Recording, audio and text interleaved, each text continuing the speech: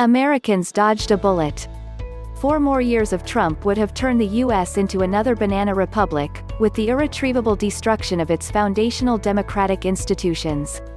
The defeat of Donald J. Trump in penultimate week's poll gave the United States a new lease of life. It offered Americans an opportunity once more to restore their compact with nation. I felt a deep sense of disappointment and outrage on seeing images of Nigerians marching for Trump. Christians in Aba and Onitsha marching for Trump. What terrifying irony. But it did confirm to me how deep the disease of ignorance is ingrained in the psyche of folks who misconstrue literacy for education. The Igbo think of ignorance as a fatality. They say it is like one who was not present when the dead was buried. When such folk are tasked to exhume the corpse, they begin to disinter it from its limbs. Many Nigerians have all kinds of perverse ideas about America. Many who have never stepped inside an airplane pontificate about America from the very narrow spaces of their bedrooms just by watching TV. They tell you what is happening right now in Alaska. Some swear about America just from what they glean from this catch-all space called social media. The social media, of course, is some kind of poltergeist. However you twist it, it gives you a shape. It is a ghost. All kinds of confused and confusing voices inhabit it. The worst are those Nigerians who think that spending a few weeks or months in the US, or any other place for that matter, gives them a sense of that world. They become experts about America, American politics, American culture, and the deep undergirding frames of its social meanings. Truth is, many Nigerians who visit America stay in its fringes. They have very little ideas about this society.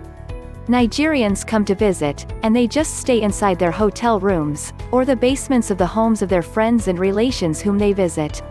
They go to the malls. Perhaps do a bit of the rounds around Disney.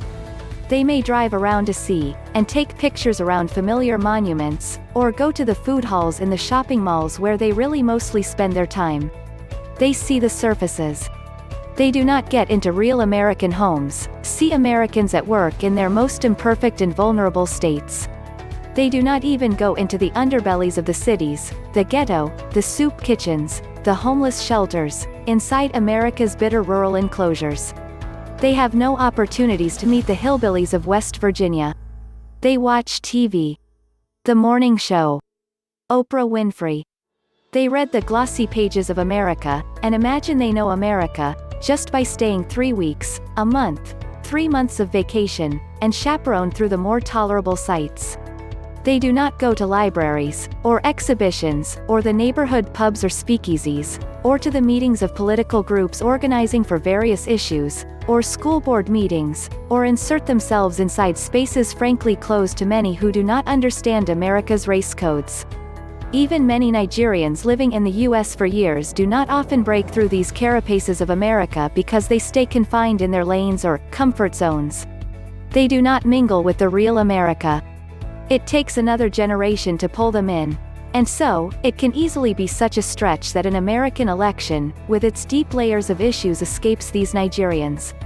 But the comments by Femi Fani-Kayode and others like Chris Oyakhilome, of Christ Embassy Church, about Trump and the American election, convince me that too many Nigerians, especially those at the pretentious top, are extremely, profoundly, pathetically ignorant of the texture of world events and world politics, and the facts as they pertain to a global Africa position. These are ignorant men. They mislead people because they pretend to know things above their pay grade. When the sheep and the shepherd are blind, they all end up in a ditch. But there, again, I have referred to two characters driven by right-wing evangelical fervor and zealotry. We have in Nigeria, today, clear evidence of a Pentecostal implosion, a frenzy of false teachers replicating the work of the prophets of Baal. The issue is that Christianity of the kind especially practiced by right-wing evangelical Christians in America, who are the key funders of contemporary missionary activities in Nigeria and much of Africa, continue to disgrace and repudiate the mission of care which the Master, Jesus, through his apostoloi, inaugurated.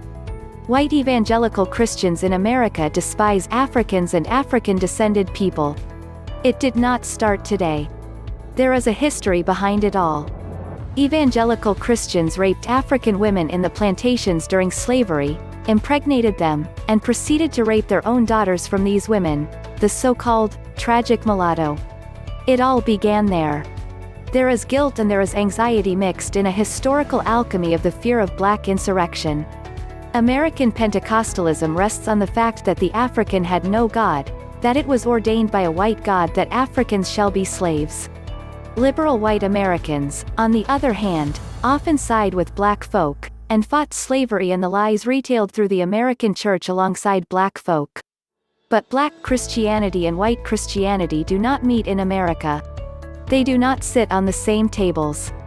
And the Republican Party is the home of the kind of toxic Christianity which has no respect for Africans, and which is at the bastion of the current Republican Party, the party of the KKK. There is no place for the black man in the Republican Party. These are the supporters of Donald Trump. This is the bastion of the rural, dirt-poor white Americans, who see changes in American democracy because of new immigrants, as a threat to what they often call, our way of life, which actually is a shorthand for racist, white privilege and an irrational fear of white disappearance. Urban white America sees it differently, mostly made up of liberals, and young, progressive Americans living in cities. They see America's future in the possibility of a just coalition of races that is the actual power of the United States. But it is the bastion of hatred, exceptionalism, and difference that Donald Trump embraced. He has no respect for Africans and other minorities. He had no compassion for the poor because the Republicans, sometimes erroneously, imagine black folk and other migrants to be the poor. Which is why the outgoing US president would describe Nigerians and other Africans as coming from the shithole, and dwelling in primitive huts. I often do not mind such folks underestimating Africa, and Africans, because it will make even more writ large, the surprise that Africa is about to spring in this century. But what I do actually mind are self-hating black folk joining in their own humiliation. It is called mental slavery. It is a form of psychosis actually. Any black person who voted Trump, or supports him, is guilty of self-abnegation. And these African Pentecostals, including Igbo Zionist groups who are marching for Trump, who have been fed the leaven of the Pharisee by their false prophets of Baal, are a sick and sorry lot. There is no other easy way of saying this. This is not to say that the Democrats have not failed Africa either. As a matter of fact, Africans went into the streets and danced when Barack Obama, the son of an African immigrant, was elected President of the United States. But Obama's election turned out for most Africans as a left-handed gift. Many say Obama was a man burdened by his biraciality and conflicted by his ambiguous relationship with an absent African father.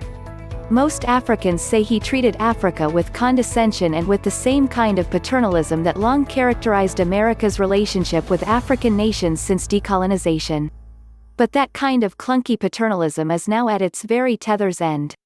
Still, the US election grips folks in Nigeria as if they themselves have voting rights in America. America seems to matter to Africans, and particularly, Nigerians. So, why does America matter to Africa? It matters precisely because the United States of America is the third largest black nation in the world. Nigeria is the largest concentration of black people in the world, followed by Brazil, and then the United States. These three nations occupy strategic sites in the tri-Atlantic corridor. Whereas Trump saw Africa as made of a series of shithole states, and whereas his foreign policy saw the African continent as nothing more than a blimp on the global map, Mr. Biden's election offers an important opportunity for a foreign policy reset. Frequently, Africa is ignored, or treated as some kind of invisible afterthought, or as some perpetual case of charity. America's engagement with Africa has been as some kind of sphere of influence, footstool, which makes African states dependencies of America and her European partners. Even Mr. Pompeo, the U.S. Secretary of State, who has not resolved his own democratic conundrum in this U.S. election, has the temerity to lecture Tanzania about how to conduct its own democratic elections. This has to change. The German Foreign Minister, Heiko Maas, has called for a new Atlantic partnership with the incoming Biden administration, if Europe were not to become a plaything between the three powers, the US, Russia and China. In the same way, Africa must have a new Atlantic partnership that recognizes and deals with Africa on the basis of equality, not on some old-fashioned policy of paternalism which is driving Africa more towards greater relationship with China. Africa is a natural partner with the U.S., for all kinds of historic reasons, but the long-standing racist foreign policy of the U.S. that has long instituted a view of Africa as a governed satellite of broken people has to be replaced with a policy that understands that Africa has real options. It is a huge market for one thing. That its long exploitation must end. That an Afro-Atlantic partnership based on mutual respect, and not laughable paternalism, and racist presumptions, must be instituted as the new basis of an Afro-American or a Black Atlantic partnership and relationship under Biden. The Democratic Party currently offers Africa that option. Hardly the Republicans, who have no idea what constitutes African humanity,